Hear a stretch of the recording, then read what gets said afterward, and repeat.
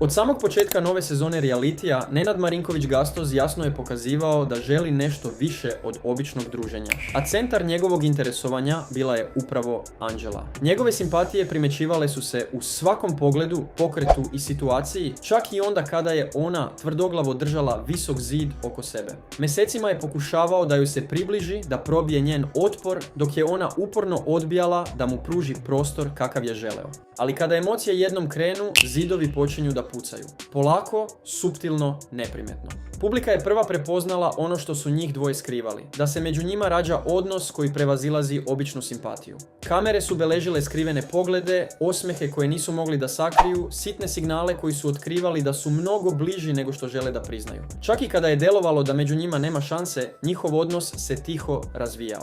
Pravi šok nastao je kada je otkriveno da su čitav mjesec dana uspevali da sakriju svoju vezu od ostalih takmičara. Spolja su glumili ništa, a iza zatvorenih vrata ponašali se kao sve. Delovali su kao uigran tim koji čuva svoju intimu, svestan da bi drugi pokušali da je sruše. Njihov odnos dodatno se učvrstio pojavom Anđele u Gastozevom novom projektu. Spotu za pesmu snimljenu sa Vanjom Mijatović. Za fanove je to bio jasan znak ozbiljnosti i posvećenosti. Mnogi su tada poverovali da su stabilni, složni i spremni za zajedničke korake čak i van realitija. A onda veliki preokret. Pre nekoliko dana fanovi su primetili da su se Gastoz i Anđela otpratili na Instagramu. U današnjem svetu društvenih mreža to je ogroman alarm. Odmah su usledile spekulacije. Ljubomora, svađa, razočaranje, možda i potpuni kraj. Društvene mreže su se usijale, teorije su se množile, ali od njih muk ni reći, ni objašnjenja, ni potvrde.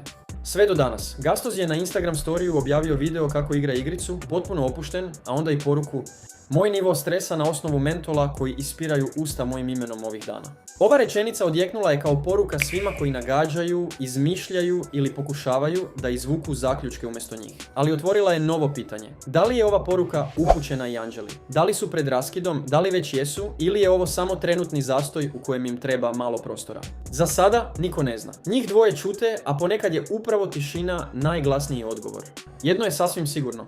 Ovo je daleko od završetka. A prava istina tek treba da ispliva na površinu.